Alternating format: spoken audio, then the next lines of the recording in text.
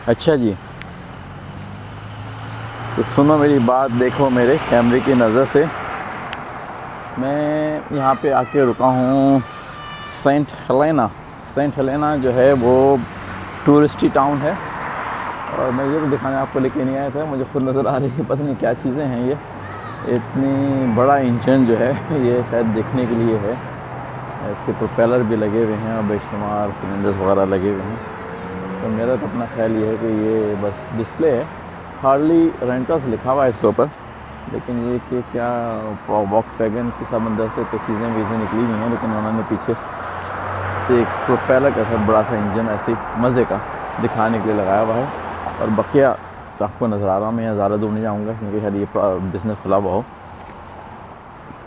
यहाँ पे भी आपको नज़र आ रहा है कि किसी बड़े एयरप्लेन का इंजन जो है वो रखा हुआ है डिस्प्ले के ऊपर। यहाँ पे पीछे भी किसी बड़ा तो नहीं, पीछे वाला तो ज़रा छोटा एयरप्लेन लग रहा है, उसका भी इंजन पीछे जो है वो रखा हुआ है। इनका पता नहीं कि डिस्प्ले ही है, मेरे ख्याल में काम और तो कोई नज़र नहीं आता है। उन्होंने क्या करना है इस इंजन का, अनलेस के they are doing some kind of repair, और उसके बाद इसको वो किसी को बेच देंगे जो कि अपने किसी में लगा लेगा प्लेन में। मेरा ख्याल है कि एयरप्लेन के ही इंजन से लगे हुए हैं, क्योंकि प्रोपेलर्स हैं तो वो उससे अंदाज़ा ये होता है। Douglas A1H।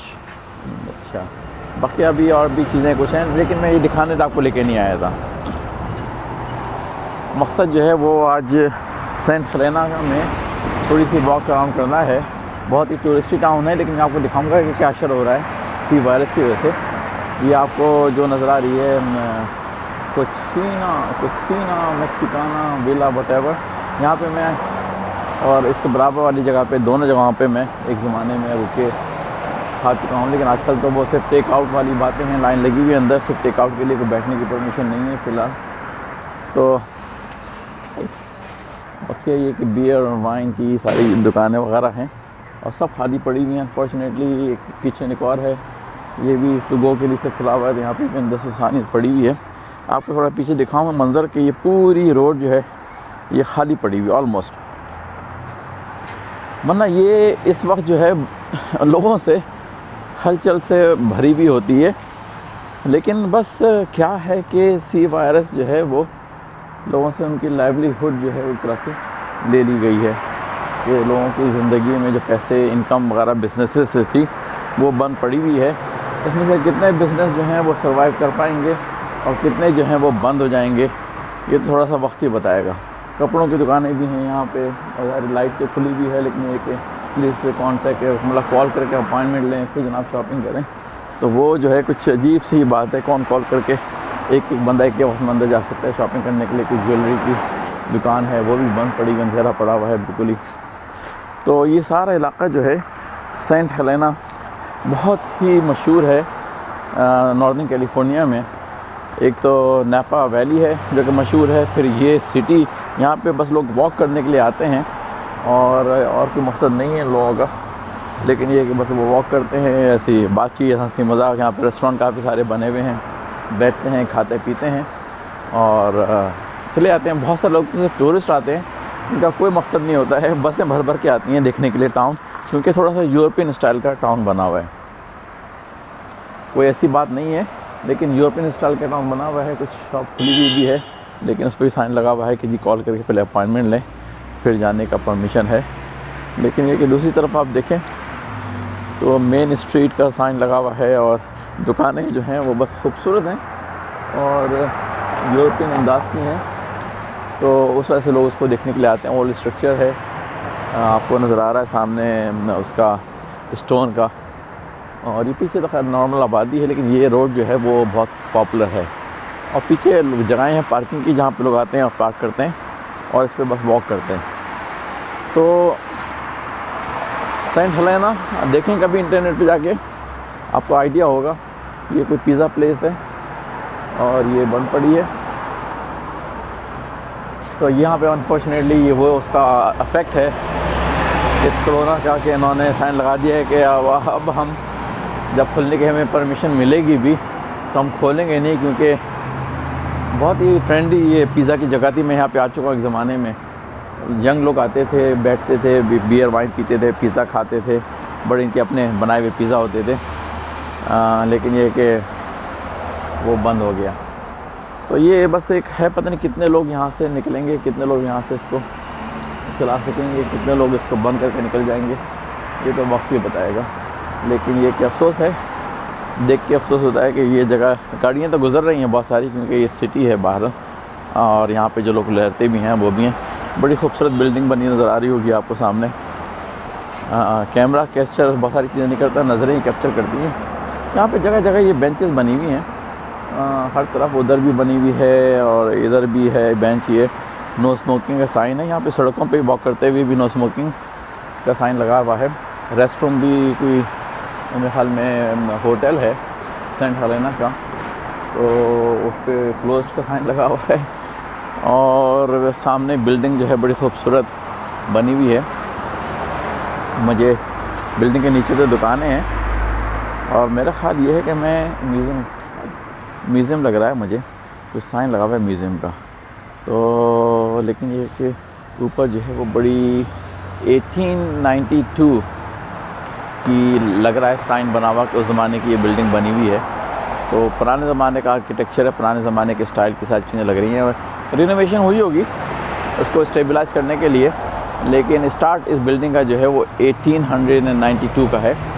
तो 130 ईयर्स से के आसपास इसकी लाइफ हो चुकी है, और मेंटेन अच्छी की हुई है। इसी को बस एक तरह से लोग इन्हीं चीज़ों को यहाँ पे देखने के लिए आते हैं कि पुराने ज़माने की ज़्यादातर बिल्डिंग रिनोवेट तो हुई हैं।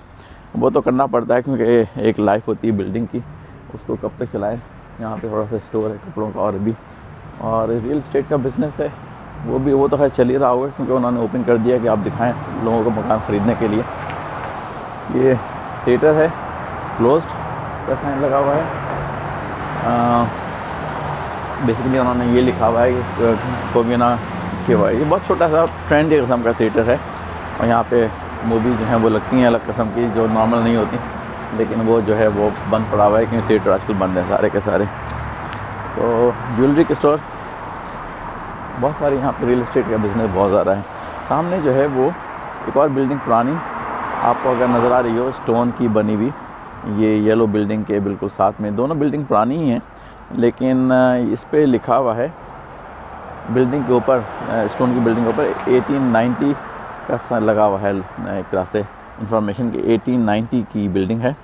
यहाँ पे ज्वेलर्स का ERS जो सॉयर ज्वेलर्स हैं, इस पे लिखा हुआ है सिंस 1879। अरे वो फैमिली तो नहीं ओरिजिनल, उनके बच्चों के बच्चे या उन्होंने बेच बाच दिया, लेकिन ये ज्वेलरी यहाँ पे एग्जिस्ट करती है 1879 से। डिफरेंट फॉर्म में होगी, फॉर्म चेंज हो गई है, स्टाइल चेंज हो गया, लेकिन ये कि ज्वेलरी जो है वो एग्जिस्ट कर रही है अपनी। तो ये है यहाँ पे।